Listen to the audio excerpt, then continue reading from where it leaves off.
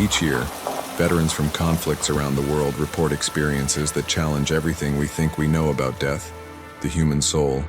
and the line that separates the living from those who have fallen in combat. It occurs so frequently that military psychologists have established entire departments dedicated to studying what they euphemistically call post-traumatic anomalous experiences, attempting to rationalize encounters that defy medical science and violate the fundamental laws of biology. The Vietnam War, which claimed over 58,000 American lives between 1955 and 1975, created conditions so extreme and circumstances so traumatic that the boundaries between life and death sanity and madness reality and nightmare became dangerously blurred for soldiers fighting in jungles that seemed designed by nature itself to break the human spirit. The Battle of Khe Sanh, a 77-day siege that began in January 1968, stands as one of the most brutal and psychologically devastating engagements of the entire war, where 6,000 U.S. Marines and Army soldiers held a remote combat base against an estimated 20,000 North Vietnamese Army regulars who surrounded them, completely subjecting the defenders to constant artillery bombardment, ground assaults, and the ever-present terror of knowing that relief might never come. But for one particular unit stationed at a small fire base designated as Granite,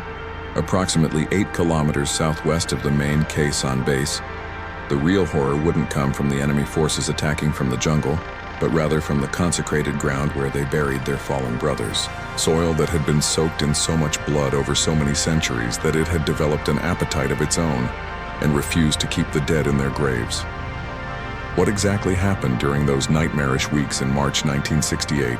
And why did an entire company of Marines simply disappear from official military records? Their names struck from casualty lists as if they had never existed at all. Their families told they died in classified operations that couldn't be discussed even decades after the war had ended.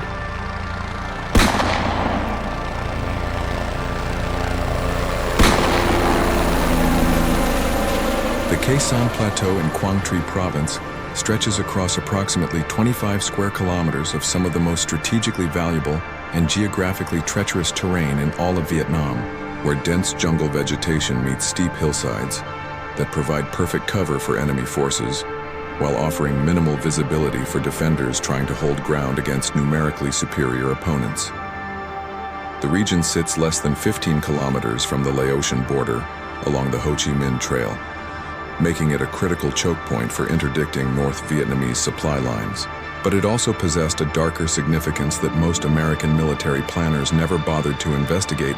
before committing thousands of young men to defend this cursed piece of earth. The soil itself carried a distinctive reddish-orange hue that local Vietnamese villagers had warned against for generations, claiming the color came not from iron oxide, as Western geologists assumed, but from centuries of blood that had soaked into the ground during countless wars between ancient kingdoms, making the land itself hungry for violence and unwilling to release those who died upon it. As is common throughout Southeast Asia, the history of warfare in the Khe Sanh region stretches back long before French colonialism or American intervention brought modern weapons to an ancient conflict. Vietnamese folklore speaks of Dat Ma, the Devil's Earth, a phenomenon documented in texts dating back to the 15th century, Lê Dynasty, describing battlefields where fallen warriors would rise again during the full moon,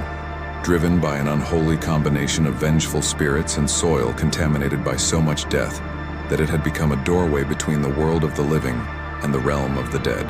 Buddhist monks who had studied these texts warned the French colonial forces in the 1950s about certain areas that should never be used as burial grounds, places where the earth itself had been corrupted by accumulated violence and would animate corpses rather than allow them to rest in peace. These warnings were dismissed as primitive superstition by European officers, who viewed such beliefs as nothing more than psychological warfare tactics designed to frighten superstitious soldiers. But French military records from the First Indochina War contained dozens of classified reports describing incidents where entire graveyards had been found disturbed, bodies missing from their burial sites, and sentries reporting encounters with figures that matched the descriptions of soldiers who had been confirmed dead and buried days or weeks earlier. The Americans inherited these same cursed burial grounds when they established Firebase Granite in late 1967, constructing their base on a hillside that offered excellent fields of fire and defensive positions, but required them to designate a cemetery plot on the eastern perimeter, where the soil was soft enough for digging graves without requiring excessive labor in the oppressive Vietnamese heat. What the Marine Corps engineers didn't know, and what the few remaining local villagers were too terrified to explain through the language barrier, was that this particular plot of land had been used as an execution ground during the Japanese occupation of World War II, where hundreds of Vietnamese resistance fighters had been buried in mass graves after being tortured, and killed, their bodies dumped into the same reddish soil that would later receive American casualties. Military records would later reveal that the area had also been heavily sprayed with Agent Orange defoliant during Operation Ranch Hand missions in 1966, the toxic herbicide soaking into ground that was already contaminated by decades of decomposing bodies, and whatever ancient spiritual corruption the local folklore had tried to warn against, creating a chemical and supernatural cocktail that modern science had no framework for understanding or predicting the consequences of when fresh corpses were introduced into this poisoned earth.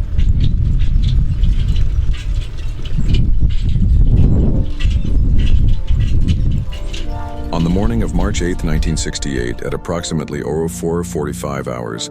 Firebase Granite came under the most intense coordinated assault it had experienced since its establishment 4 months earlier, when an estimated battalion-strength force of North Vietnamese Army regulars emerged from the jungle tree line and launched a multi-pronged attack designed to overrun the American defensive positions before air support could be called in to break the assault. First Lieutenant James Mad Dog Maddox, a 24-year-old platoon commander from Birmingham, Alabama, who'd earned his nickname by volunteering for every dangerous patrol and firefight available, found himself coordinating the defense of the firebase's northern perimeter alongside his most trusted NCO Staff Sergeant Carlos Priest Delgado, a former seminary student from San Antonio, who carried a rosary in one pocket and extra ammunition in the other. The initial barrage of 82-meter mortar fire had killed 3 Marines instantly, including Private First Class Tommy Chen, a baby-faced rifleman from San Francisco who'd been writing a letter to his girlfriend when the first round impacted directly on his position, leaving nothing but scattered body parts and a blood-soaked envelope that would never be mailed. Corporal Marcus Duke Washington, a squad leader from Detroit with only 2 weeks left on his tour, had taken shrapnel to the chest while pulling wounded men to cover, dying in Delgado's arms, while asking the sergeant to promise he'd tell Duke's 6-year-old son that his daddy had been brave until the very end. The firefight lasted for 3 hours and 17 minutes of sustained combat that transformed Firebase Granite's northern perimeter into a killing field, where the boundary between heroism and survival became impossible to distinguish. Lieutenant Maddox watched through the chaos as Lance Corporal Jesus Flaco Martinez, a skinny kid from El Paso who'd lied about his age to enlist at 17, single-handedly held a machine gun position after both his assistant gunners had been killed firing belt after belt of ammunition into the attacking NVA forces, until a rocket-propelled grenade ended his one-man stand in an explosion that painted the sandbags red with his blood and scattered dog tags across 10 meters of scorched earth. Private Danny Cornbread Johnson, a farmer's son from Kentucky who'd promised his mother he'd come home safe, had been hit by 3 rounds from an AK-47 while trying to reach a wounded radio man, managing to crawl the final 5 meters to deliver the handset to Maddox before bleeding out from wounds that had shredded his intestines and left him whispering Bible verses through lips that were already turning blue from shock and blood loss. By the time Marine Corps F-4 Phantom jets finally arrived to strafe the tree line with napalm and 20mm cannon fire, Firebase Granite had lost 14 men killed in action, with another 23 wounded seriously enough to require immediate medevac by helicopter, their screams and prayers creating a soundtrack of suffering that would haunt every survivor for decades after the war had ended, and they'd return to an America that didn't want to hear their stories. The grim task of burying the dead began at 16:30 hours that same afternoon,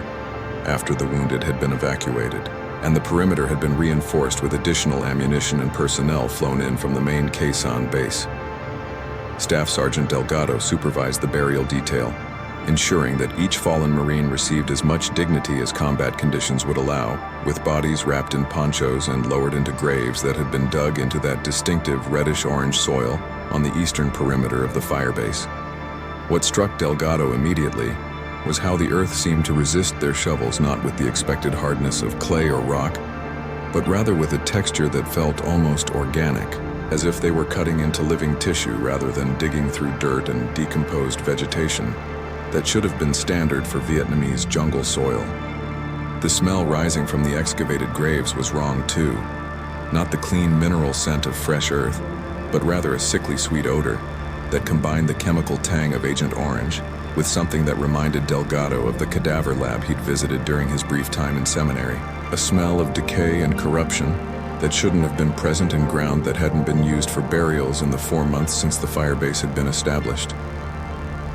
As each body was lowered into its grave,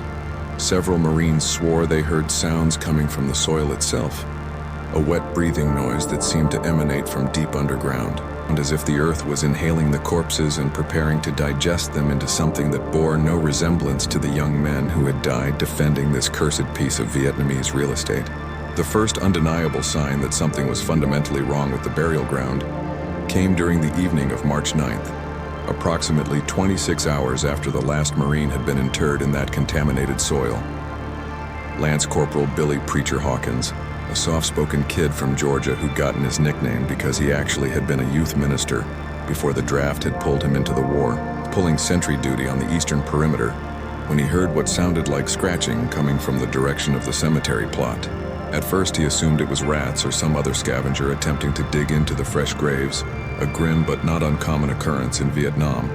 where the jungle seemed determined to reclaim everything the Americans tried to build or bury. But as Hawkins moved closer to investigate, his M16 rifle at the ready and his heart pounding with the kind of primal fear that combat veterans learn to trust, even when their rational minds insist there's nothing to be afraid of, he realized that the scratching sounds were coming from beneath the soil itself. Not from animals digging down, but rather from something inside the graves attempting to claw its way upward toward the surface. The sound was methodical and persistent, accompanied by a wet tearing noise that made Hawkins think of fingernails scraping against wood. Except there were no wooden coffins in these graves, just bodies wrapped in waterproof ponchos and covered with 6 feet of earth that should have been more than adequate to keep the dead where they belonged. When Hawkins reported his observations to the watch commander, Lieutenant Maddox initially dismissed the concerns as the predictable result of combat stress and sleep deprivation, affecting a young Marine who'd just watched 14 of his brothers die in a single morning of brutal combat. But Maddox changed his assessment rapidly when he personally walked to the cemetery plot to investigate, and discovered that 3 of the 14 graves showed clear evidence of disturbance, with soil that had been smooth and level at sunset now pushed upward into small mounds as if pressure was being applied from beneath, and cracks spreading through the earth in patterns that looked disturbingly like the outline of human hands reaching upward from underground. The lieutenant ordered additional sentries posted around the burial area and made a mental note to request a chaplain visit the firebase as soon as operations permitted,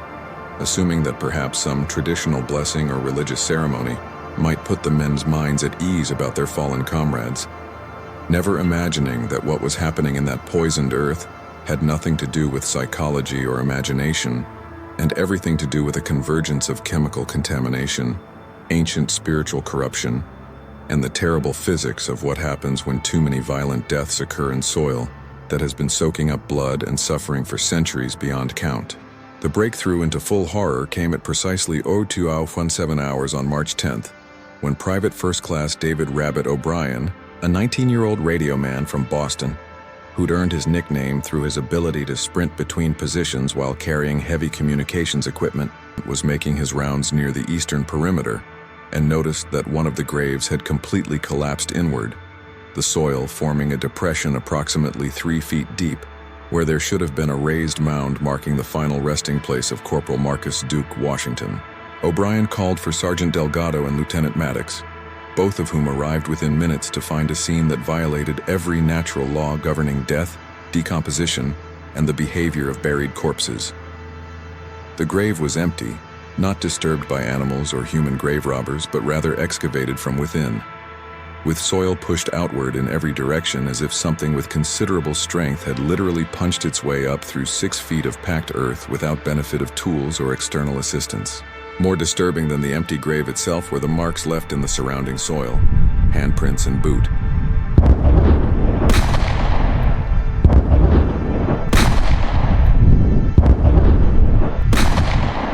Lieutenant Maddox's 16 months of combat experience in Vietnam had taught him to expect the unexpected and to never dismiss evidence simply because it didn't fit comfortably into his understanding of how the world was supposed to work. But as he stared at the empty grave and the handprints leading away from the collapsed burial site toward the jungle, his mind struggled to construct any rational explanation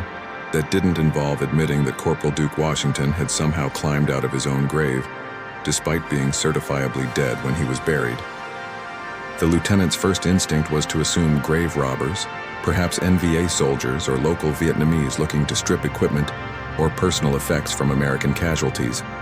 But that theory fell apart immediately when Sergeant Delgado pointed out that Washington's dog tags, wedding ring, and wristwatch were still present in the grave, half buried in the disturbed soil where no thief would have left such valuable items behind. Maddox made the command decision to keep the discovery quiet while he conducted his own investigation, ordering Delgado to select 3 trusted Marines to help search the perimeter and nearby jungle for any sign of what had happened to Washington's body, whether it had been stolen by enemy forces or somehow impossibly, if the man had been buried alive and managed to dig himself out despite showing no vital signs when the corpsman had examined him before burial. What they discovered during their search over the next 4 hours would shatter any remaining hope that there was a conventional explanation for what was happening at Firebase Granite's cursed cemetery. Private O'Brien, using his experience as a tracker from hunting deer in the Massachusetts woods before the war, followed the boot prints approximately 200 meters into the jungle before losing the trail at a small stream, but not before finding evidence that made his Catholic faith war with his rational mind. Scraps of the poncho that had been used to wrap Duke's body, torn into strips as if the corpse had clawed its way out of the fabric, and hanging from a low branch was Duke's left boot, still containing the foot that should have been attached to a leg that should have been attached to a body that should have been rotting peacefully in consecrated ground rather than wandering through the Vietnamese jungle 2 days after being killed in combat. The real breakthrough in understanding what they were facing came from an unexpected source. A South Vietnamese army interpreter named Nguyen Van Thanh, a 45-year-old former schoolteacher who had been assigned to Firebase Granite to assist with interrogating prisoners and communicating with local villagers about enemy movements in the area. When Thanh heard rumors circulating among the Marines about the empty grave and the impossible boot prints, he requested an immediate meeting with Lieutenant Maddox and proceeded to share information that the Americans had never bothered to ask about because they assumed local folklore had no relevance to modern military operations. According to Thanh, whose grandfather had fought against the Japanese in World War II and whose family had lived in the Khe Sanh region for 6 generations, the area where Firebase Granite had been constructed was known in Vietnamese as Dat Ma Cam, the Forbidden Devil's Earth. Forbidden Devil's Earth, a place where the soil itself had been cursed by a Buddhist monk in the 15th century after a battle so brutal that over 3,000 men had died in a single day, their blood soaking into the ground and attracting spirits that fed on violence and death. The monk's curse, according to texts that Than's grandfather had preserved, was intended to prevent future armies from using the location as a battlefield by ensuring that anyone killed there would rise again as a mindless servant of the earth itself, driven by an insatiable hunger for the living and incapable of finding rest or peace until the soil's appetite for violence had been satisfied. What made Than's account even more disturbing was his explanation of how Agent Orange and other chemical defoliants had fundamentally altered the spiritual properties of the cursed soil, creating a situation that even the ancient texts had never anticipated or predicted. The herbicides, he explained through carefully chosen English words and hand gestures when translation failed, had killed not just the plants and trees, but also the natural spiritual barriers that had kept the curse contained and relatively weak for centuries, allowing only occasional manifestations during full moons or times of extreme violence. By poisoning the land so thoroughly that nothing could grow in it, the Americans had essentially removed the Earth's ability to process death naturally through decomposition and renewal, leaving the soil with no choice but to return the dead in their original form, rather than breaking them down into nutrients that would feed new life. The combination of chemical contamination, ancient curse, accumulated violence from centuries of warfare, and the fresh infusion of American casualties had created what Than described as a doorway standing open between the world of the living and a realm where the dead existed in a state of perpetual hunger and rage. unable to move forward into whatever afterlife awaited them, but equally unable to remain peacefully in their graves. The second major incident that confirmed Than's warnings came at approximately 1930 hours on March 10th, just as Firebase Granite was preparing for the nightly threat of enemy probes and mortar attacks that had become routine during the siege of Khe Sanh. Lance Corporal Hawkins was again on sentry duty this time, positioned on the Firebase's southern perimeter, with orders to watch for any sign of NVA movement, when he noticed a figure approaching through the darkening jungle, approximately 150 meters from his position. Standard procedure would have been to challenge the figure immediately and open fire if no proper response was given. But something about the way the figure moved, with a distinctive limping gait that Hawkins recognized instantly, made him hesitate and call for Sergeant Delgado, rather than shooting first and identifying the body afterward. Through his binoculars in the fading light, Delgado confirmed what Hawkins had suspected and what both men desperately wanted to deny. The figure approaching Firebase Granite was Corporal Marcus's Duke Washington, still wearing the uniform he'd died in 2 days earlier, minus the left boot that O'Brien had found hanging in the jungle, walking with that characteristic limp that had marked him in life, but moving with a mechanical quality that suggested his muscles were being operated by something that had forgotten how human beings were supposed to move naturally. As Duke approached closer within 50 meters of the perimeter wire, more details became visible in the twilight that made it clear this was not a case of mistaken death or premature burial, but rather something that violated every biological law governing human life and mortality. The corporal's skin had taken on a grayish-green hue that reminded Delgado of week-old meat left in the Vietnamese heat, and his eyes, which had been dark brown in life, now reflected the fading sunlight with a pale white luminescence that looked like cataracts covering the entire surface of the eyeball. The chest wound that had killed Duke showed clearly through his torn uniform, a gaping hole where shrapnel had shredded his heart and lungs. But instead of blood and exposed organs, the wound appeared to be filled with that same reddish-orange soil from the cemetery, packed into his chest cavity as if the earth itself had replaced his internal organs and was now operating his body like some grotesque puppet. Most disturbing of all was Duke's mouth, which hung open in a slack expression that cycled between his former friendly smile and a grimace of pure agony, as if the consciousness trapped inside that reanimated corpse was simultaneously grateful to see his former brothers in arms and desperate to warn them about the horror that had claimed him, and was now using his body to approach the firebase with intentions that couldn't possibly be friendly or benign. Sergeant Delgado made a decision that would haunt him for the rest of his life, raising his M16 rifle and putting 3 rounds center mass into Duke Washington's chest. The same shots that would have dropped any living soldier, but which had absolutely no effect on the thing that had once been his friend and fellow Marine. Duke didn't fall, didn't stumble, didn't even seem to register that he'd been shot, instead continuing his mechanical advance toward the perimeter, while his mouth began forming words in a voice that sounded like Duke's vocal cords being operated by someone who had never used a human larynx before, speaking in fragments that made grammatical sense but carried emotional tones that were completely wrong for the context. Delgado. Good to see you, brother. So cold down there. We're all coming back. The earth wants more. Feed it, priest. Feed it your prayers and your bullets and your blood. The thing that had been Duke finally stopped advancing when the entire squad opened fire simultaneously over 200 rounds, impacting the reanimated corpse and literally tearing it apart into pieces that fell to the ground in a pile of soil-packed flesh and shattered bone. But even as the body came apart, the mouth continued moving. The voice continued speaking. The dead eyes continued staring at the Marines who had killed their brother for the second time in 3 days. And the pieces of Duke Washington began crawling through the dirt toward the firebase perimeter, like individual organisms driven by the same terrible hunger that had brought him back from his grave.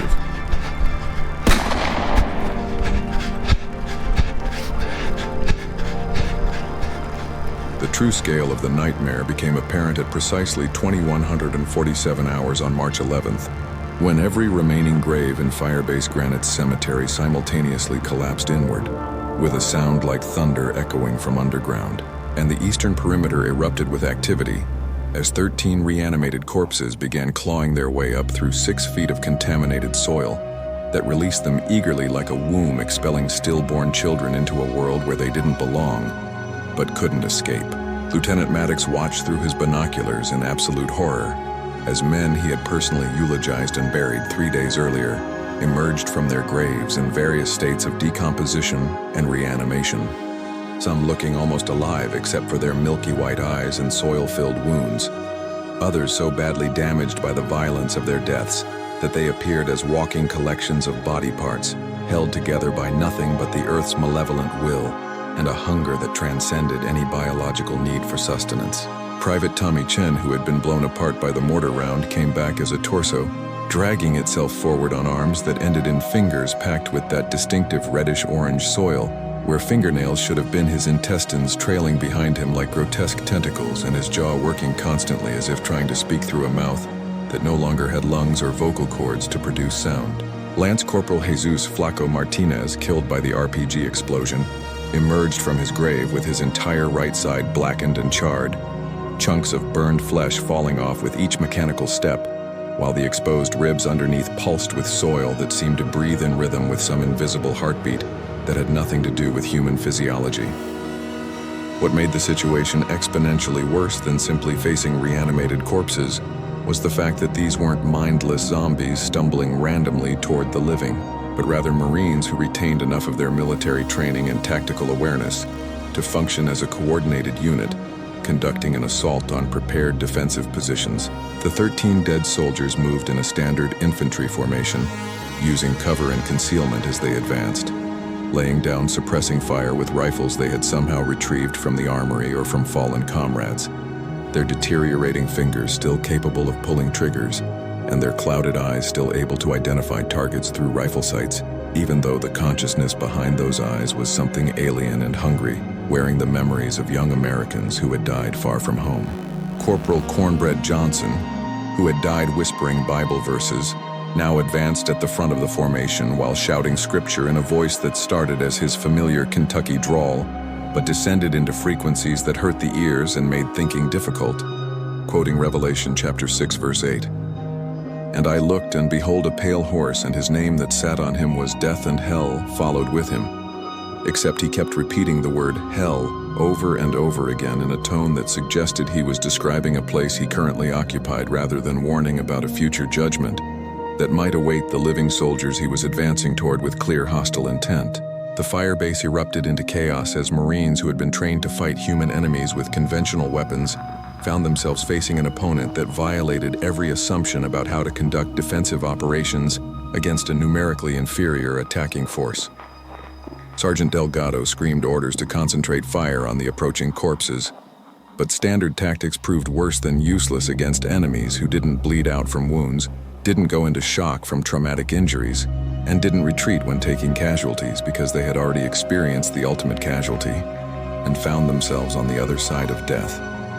discovering it was far worse than anything they had imagined during those quiet moments before combat when every soldier contemplates his own mortality. Private O'Brien watched in disbelief as he put an entire magazine into Private First Class Danny Rabbit, Chen, who had been his best friend since boot camp, each round impacting center mass and creating wounds that would have been instantly fatal to a living human, but which merely knocked chunks of soil-packed flesh off the advancing corpse without slowing its mechanical progress toward the perimeter wire. The thing that had been Chen smiled at O'Brien with a mouthful of dirt instead of teeth, and spoke in a voice that combined Chen's familiar Boston accent with an undertone that sounded like wind howling through empty graves. "Rabbit, brother, why are you shooting? We just want to come home. Let us in. We're so cold out here. The earth is cold and hungry, and it needs you to feed it." Lieutenant Maddox made the horrifying discovery that the reanimated Marines weren't just attacking randomly, but rather seemed to be specifically targeting the men they had been closest to in life, as if whatever intelligence controlled them understood psychological warfare and knew that the most effective way to break the defenders' morale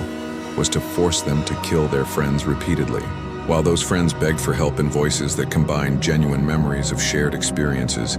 with threats that promised a fate worse than death. Lance Corporal Hawkins found himself facing Private Tommy Chen's crawling torso,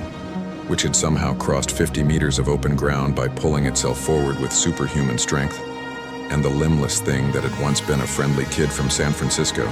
grabbed Hawkins's ankle with a grip that felt like being seized by a mechanical vice made of flesh and bone and contaminated soil. Its ruined face looking up at him while its voice spoke in perfect detail about the letter Hawkins had written to Chen's girlfriend after the kid died, describing how brave he'd been and how quickly the end had come.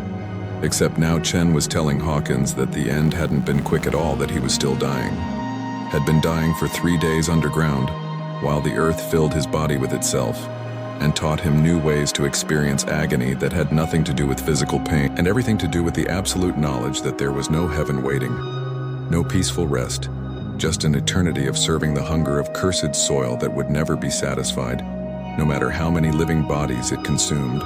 and converted into extensions of its malevolent consciousness. The turning point came when the reanimated Marines reached the perimeter wire and began coordinating their assault in ways that demonstrated they still possessed not just basic military training, but specific knowledge of Firebase Granite's defensive layout and weak points, because they had helped construct those defenses themselves when they were alive,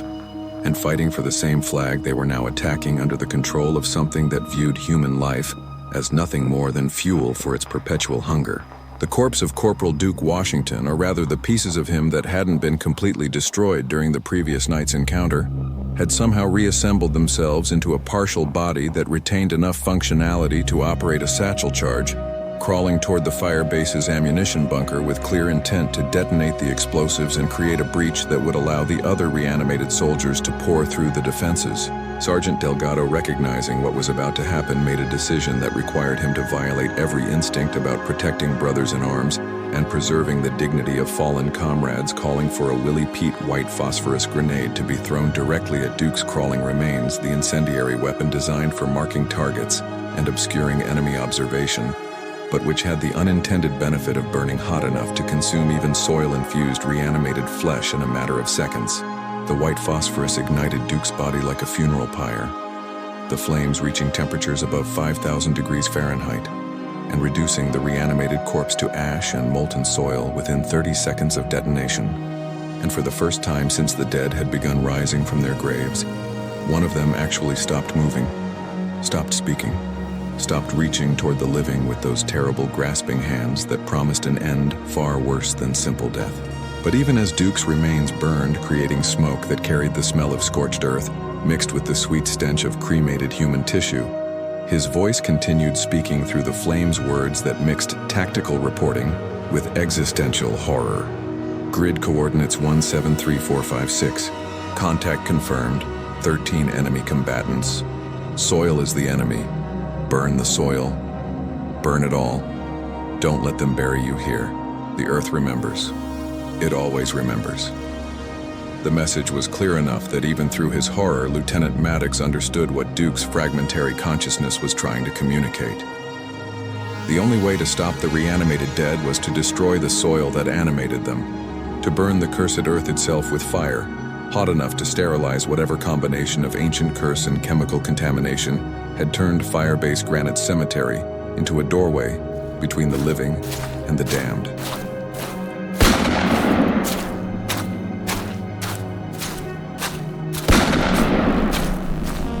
Lieutenant Maddox's combat experience and Duke Washington's final burning message converged into a desperate plan that required him to make command decisions no military academy had prepared him for, and no official doctrine could possibly address, because the Marine Corps had never anticipated situations where American soldiers would need to destroy consecrated burial grounds to prevent their own dead from rising up and attacking the living with coordinated military tactics and intimate knowledge of defensive vulnerabilities. Within minutes of Duke's cremation, Maddox had contacted the main Khe Sanh base via radio and requested an immediate napalm strike on Firebase Granite's eastern perimeter, specifically targeting the cemetery plot and a 100-meter radius around the burial ground, using authentication codes that indicated a chemical weapons attack or similar extreme emergency that required immediate air support regardless of proximity to friendly forces. The response from base command was predictably skeptical, with the duty officer questioning whether Maddox had lost his mind or was operating under the influence of combat stress that had impaired his judgment. But the lieutenant's response was brutally direct and supported by the sounds of sustained combat, clearly audible through the radio transmission. "We are under attack by our own KIA, sir. They came out of their graves and they're using weapons and tactics against us. If we don't burn this cursed soil right now, there won't be anyone left alive at Granite to file a situation report. I need that napalm strike within 15 minutes, or you can explain to MACV headquarters why an entire firebase got overrun by dead Marines who refused to stay buried. The 12 remaining reanimated corpses, having witnessed Duke's destruction by white phosphorus, and apparently capable of learning from observation despite being driven by something that transcended human intelligence, changed their tactics from direct assault to a siege approach that demonstrated frightening adaptability and strategic thinking. They withdrew to positions approximately 75 meters from the perimeter wire, just beyond effective range for fragmentation grenades, but close enough to maintain suppressing fire with the rifles they carried, creating a standoff situation where the defenders couldn't advance without exposing themselves to accurate shooting from enemies who didn't need to worry about ammunition conservation or taking fire in return, because they had nothing left to lose, having already experienced death and found it merely a doorway to a worse form of existence. Private Tommy Chen's crawling torso had somehow acquired an M60 machine gun, dragging the heavy weapon into position behind a fallen tree, and laying down bursts of fire that were disturbingly accurate for something operating a crew-served weapon without legs to brace against recoil or proper line of sight to the target area, as if the soil filling his body somehow compensated for missing anatomy and provided stability that flesh and bone could never match. The situation deteriorated further when Sergeant Delgado realized that the reanimated Marines weren't just maintaining a siege perimeter, but were actively trying to delay any response that might threaten the cemetery plot itself, as if the cursed soil had developed enough intelligence to understand that fire represented an existential threat to whatever presence had taken root in Firebase Granite's burial ground over 3 days of feeding on American casualties. Lance Corporal Flaco Martinez's charred and still smoldering corpse had positioned itself directly in the flight path that any incoming aircraft would use to approach the firebase, standing in an open area waving its arms in a grotesque parody of the signals that ground personnel use to guide helicopters to landing zones, clearly attempting to attract the attention of the napalm strike that Maddox had called in, and potentially cause the pilots to abort their run or adjust their aim away from the cemetery that needed to be destroyed before it could spawn any more walking dead. The thing that had been Corporal Cornbread. Johnson continued its scripture recitation, but had switched from Revelation to Ezekiel chapter 37, the famous passage about the Valley of Dry Bones, where God commands the prophet to speak life into skeletal remains. Except Johnson was twisting the words into a curse rather than a prophecy of resurrection, his voice carrying across the firebase perimeter with unnatural volume. And he said unto me, Son of man, can these bones live? And they shall live. And they shall live. And breath came into them, and they lived and stood upon their feet, an exceeding great army. The sound of approaching F-4 Phantom jets provided the first hope the defenders had experienced in hours, the distinctive roar of twin J-79 turbojets cutting through the night air and temporarily drowning out the voices of the reanimated dead. But as the aircraft made their initial approach run, every Marine on Firebase Granite watched in horror as the reanimated corpses suddenly stopped their siege tactics and began running directly toward the defensive perimeter, not in a tactical assault formation, but rather in a desperate sprint that suggested they understood exactly what was about to happen and were determined to breach the wire and get inside the firebase before the napalm could complete its cleansing work. Private O'Brien found himself face to face with the thing that had been his best friend Danny Chen, the reanimated radio man, having somehow crossed the wire during the chaos and now standing less than 3 meters away, its soil-filled mouth forming words in Chen's voice that combined genuine affection with existential horror. Rabbit, brother, you have to shoot me, please. I can feel it thinking through me, using my memories. It knows everything I knew. It's going to use me to kill you unless you stop me. Please, Rabbit, don't let me do this. Don't let it make me. O'Brien's finger hesitated on the trigger for perhaps 2 seconds. 2 seconds too long before Sergeant Delgado appeared from the side and put 3 rounds through Chen's skull, the impact finally dropping the reanimated corpse to the ground, where it continued twitching and crawling even with its brain destroyed. proving that whatever animated these bodies operated on principles that had nothing to do with human neurology or biological requirements for consciousness. The napalm strike arrived at 22:14 hours, 3 F-4 Phantoms making sequential runs across the eastern perimeter and dropping a total of 18 Mark 77 napalm canisters that engulfed the cemetery plot and surrounding area, in a firestorm reaching temperatures above 2,000 degrees Fahrenheit, hot enough to melt aluminum and vaporize human tissue, and most importantly, hot enough to sterilize soil contaminated by ancient curses and modern chemical weapons, until nothing remained but lifeless ash, incapable of supporting any form of existence, whether natural or supernatural.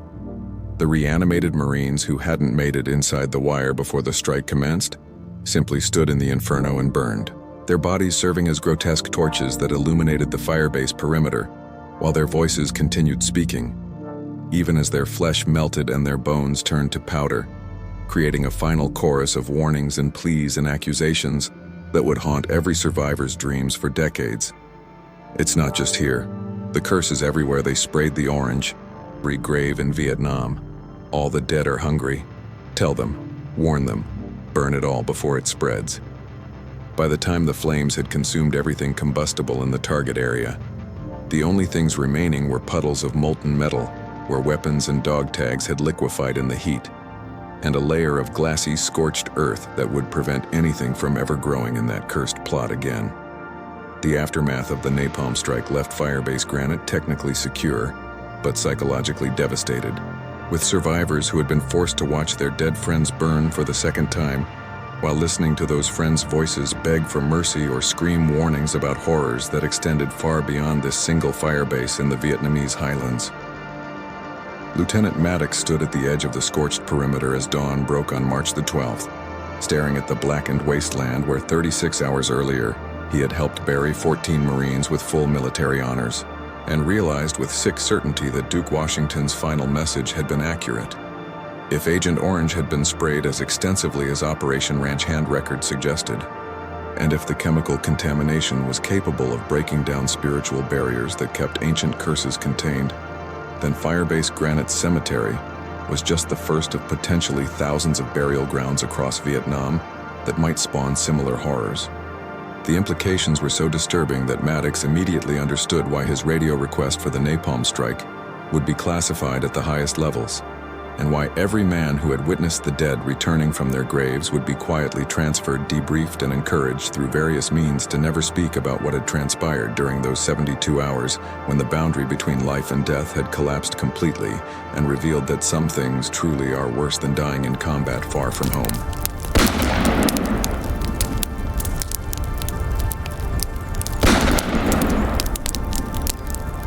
The official military report filed by Major General Raymond Davis, commanding officer of the 3rd Marine Division, regarding the incident at Firebase Granite, classified the entire event as mass psychological breakdown triggered by extended combat operations and possible exposure to unidentified chemical agents. And within 48 hours of the napalm strike, every surviving member of Lieutenant Maddox's command had been evacuated from Khe Sanh and dispersed to different units across 3 separate military regions,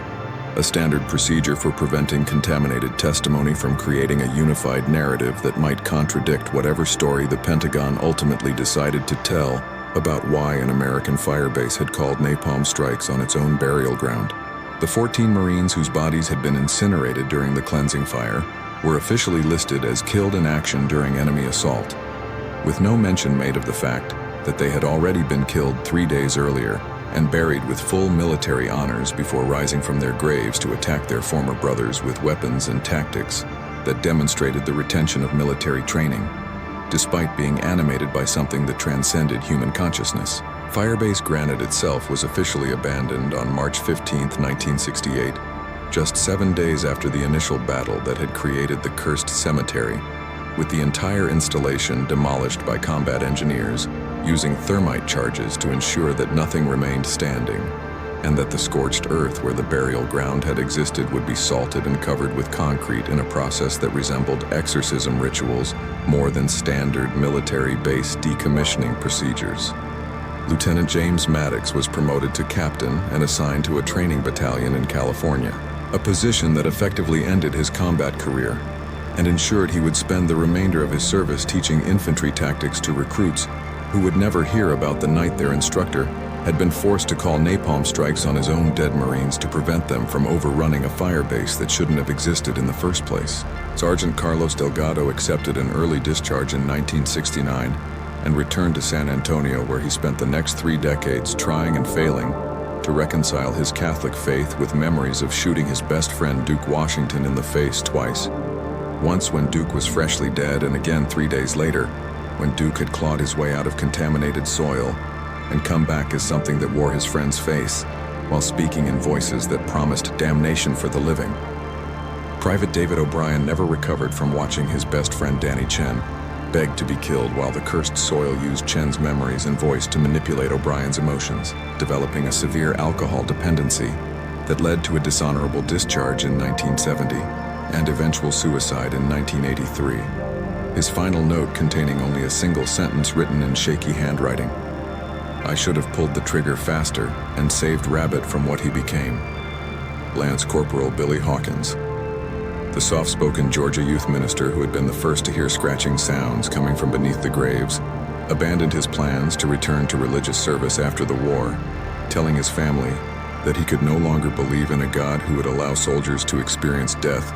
twice the second time even more horrible than the first, because it came with full awareness and no possibility of redemption or peaceful rest. The official position maintained by the Department of Defense for over 5 decades has been that nothing unusual occurred at Firebase Granite beyond the expected psychological trauma associated with intense combat operations in a hostile environment, and all requests for declassification of the incident reports have been denied on grounds of national security and the privacy rights of surviving family members who were told their loved ones died heroically defending American interests rather than being incinerated by napalm strikes called in by their own command to prevent reanimated corpses from breaching a defensive perimeter. But the warnings spoken by burning Marines during those final moments before the fire consumed them completely have proven disturbingly prophetic, because in the decades since Firebase Granite was abandoned and its cursed cemetery sterilized by temperatures hot enough to melt steel, reports have surfaced from veterans across multiple conflicts, describing encounters eerily similar to what Maddox and his men experienced during those 72 hours in March 1968. During the final evacuation of Saigon in 1975, helicopter crews reported seeing figures emerging from damaged cemeteries in areas that had been heavily sprayed with Agent Orange, walking with mechanical gaits and reaching toward the departing aircraft as if begging to be taken along despite being obviously dead, based on visible wounds and advanced decomposition. In 1991, during Operation Desert Storm, a Marine platoon conducting post-battle cleanup near Basra reported finding an abandoned Iraqi military cemetery where graves showed signs of disturbance from within, with soil pushed outward in patterns that suggested the buried bodies had attempted to dig themselves free. Though whether they succeeded or were stopped by different soil chemistry or the absence of chemical defoliants in Iraqi earth remains unknown, because the unit's report was immediately classified and the cemetery was bulldozed flat before any forensic investigation could be conducted. More recently, veterans returning from Afghanistan have shared stories through informal channels about patrol bases established on ground where Soviet soldiers had been buried during the 1980s occupation, locations where sentries reported seeing figures that matched descriptions of Red Army uniforms approaching defensive positions during night watches, speaking in Russian, and carrying AK-47 rifles despite being listed as casualties in Soviet military records dating back over 30 years. The pattern is consistent enough and reported frequently enough by credible witnesses with no prior knowledge of previous incidents that certain elements within the military's research divisions have quietly begun investigating whether chemical contamination of battlefield soil creates conditions that allow some form of consciousness or animating force to persist in buried remains. Though such research is conducted under classification levels that prevent even most flag officers from accessing the findings, perhaps most disturbing are the agricultural reports from Vietnam itself, where farmers attempting to cultivate land in areas that were heavily sprayed with Agent Orange during Operation Ranch Hand have reported crops that refuse to grow properly, developing in twisted and unnatural ways that seem to violate basic principles of plant biology, as if the soil itself has been fundamentally altered in ways that affect not just chemical composition, but some deeper property that governs the relationship between earth and living things. Local Vietnamese who work these contaminated fields have revived old folklore about Dat Ma, the devil's earth, telling stories about how certain plots of ground actively resist cultivation, how seeds planted in cursed soil will sprout into plants that look normal,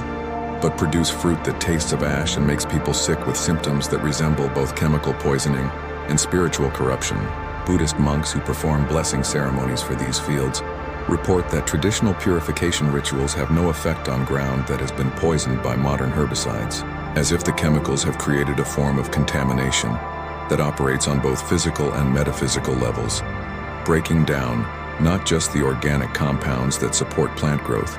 but also the spiritual barriers that normally separate the realm of the living from whatever exists beyond death. The truth about fire-based granite and the cursed soil of Khe Sanh may never be fully acknowledged by official military channels or government institutions that have invested decades in maintaining the fiction that nothing unusual happened in that remote corner of Vietnam during the spring of 1968. But the physical evidence remains undeniable for anyone willing to look past the classified reports and denied FOIA requests to examine what actually exists on the ground where fire-based granite once stood. Satellite imagery from 2010 shows a perfectly circular area of dead earth approximately 150 meters in diameter, located at the exact coordinates where the eastern perimeter and cemetery plot would have been positioned, where nothing has grown for over 50 years, despite the surrounding jungle reclaiming every other trace of American military presence in the region. The Vietnamese government has declared the area off-limits to civilians and has stationed permanent guards to prevent anyone from entering or attempting to dig in soil that remains barren and lifeless, despite receiving the same rainfall and sunlight that supports abundant vegetation just meters away from the dead zone's boundary. Local Vietnamese who live near the former fire-base location report hearing sounds at night that resemble American voices calling out names and military designations, sometimes screaming warnings about fire and earth and hunger, creating an auditory haunting that has persisted for over 5 decades and shows no signs of diminishing as time passes. What Lieutenant Maddox and his Marines discovered during those nightmarish 72 hours was something that military doctrine and modern science have no framework for addressing or even acknowledging: that the combination of ancient curses, chemical contamination, and accumulated violence can transform soil itself into something that hungers for life and refuses to release the dead, creating conditions where the boundary between existence and oblivion becomes permeable and allows consciousness to persist in forms that violate every biological law governing human mortality. The 14 young Americans who died defending fire-based granite and then died again when they rose from their graves, driven by forces they couldn't control or understand, serve as a warning that humanity's attempts to weaponize nature through chemical defoliants and industrial-scale violence can have consequences that extend far beyond the immediate tactical objectives, opening doorways that should remain permanently closed and creating forms of contamination that operate according to rules science hasn't yet discovered and perhaps never will, because some knowledge comes at too high a price to be worth pursuing. The official story will always maintain that fire-based granite was abandoned due to changing strategic priorities, and that the Marines buried there rest in peace in consecrated soil marked by proper graves and honored by a grateful nation. But somewhere in a classified vault deep beneath the Pentagon, there exists a file containing scorched dog tags, photographs of empty graves disturbed from within, and audio recordings of American voices speaking through flames while warning that the curse isn't limited to Vietnam, that every battlefield where the soil has been poisoned by chemicals and saturated with blood may harbor the same terrible potential to reject death and return the fallen in forms that mock everything humanity believes about the sanctity of sacrifice and the peaceful rest that soldiers earn through their ultimate service to their nation. Don't forget to subscribe to our channel for more untold stories from the darkest corners of history. Turn on the notification bell so you don't miss any episodes. If you enjoyed this story, subscribe to the channel, because believe me, we have many more stories about the things that go bump in the night and the soldiers are fools foolish enough to face them. Stay vigilant, stay curious, and remember, sometimes the most terrifying battles are the ones that never made it into the history books.